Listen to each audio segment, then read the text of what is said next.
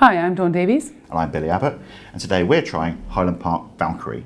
This is the first release in the Viking Legends series, which is a series from Highland Park which all focuses on Norse mythology, and in this case, the Valkyries, who would come down from Valhalla and take away all the worthy warriors at the end of battle to take them up to heaven and have a big party and all. Anyway, so moving on from the mythology of Highland Park. Highland Park is a distillery on Orkney.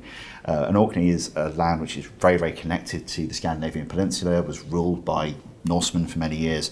And Highland Park really connects to that mythology when they talk about their whiskey. But the actual whiskey itself is much more important. And in this case, it's a whiskey that's focused on peatiness. Highland Park are all about having a little bit of smoke in their whiskey. They do peating themselves using local peat rather than the more medicinal and punchier peats you might find elsewhere around Scotland. Orkney peat is all about heather and more floral notes, and that's something which gets into a lot of Highland Park's whiskey. Normally they use about 15, 20, 25%, a smaller amount, but in this one they've upped that a load to try and add a load more of this fantastic local Orkney peated flavour into the whiskey. And that's right, there's several different types of peat for me. There's this sort of smoky bacon peat that you find in a lot of islas. You've got this TCP character that you find in Lefroy. And then you've got this really floral peat that definitely is the hallmark and signature of Highland Park. And for me, it's a little bit like sort of smoked rosemary, thyme. It's just that lovely sort of gentle floral character behind it. And also what I love about Highland Park is this sort of fresh citrus note.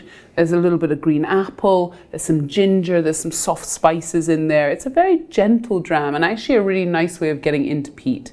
What I think also works really well with this whiskey is as an aperitif. You could have it in a highball style. You could also even just have it just with some sort of sliced gingerbread, just something that's got a little bit of sort of spice to it, but not too much. It's just a really easy drinking whiskey. If you're trying to move from sort of less peated whiskies, trying to explore the world of smoking Scottish whiskey, this is a great place to start. Highland Park in general is a really good introduction to this different style of smoke and a little bit of floral smoke. A great place to move from to a more sort of aggressive and sort of like bigger smoky flavours. This one just ups that a little bit, and it's a great place to start your journey into the more interesting end of Scottish whiskey, the more wild and rustic end of things with a little bit more smoke. So, if we were saying cheers to the Norse gods, Skål. Skål. Skål.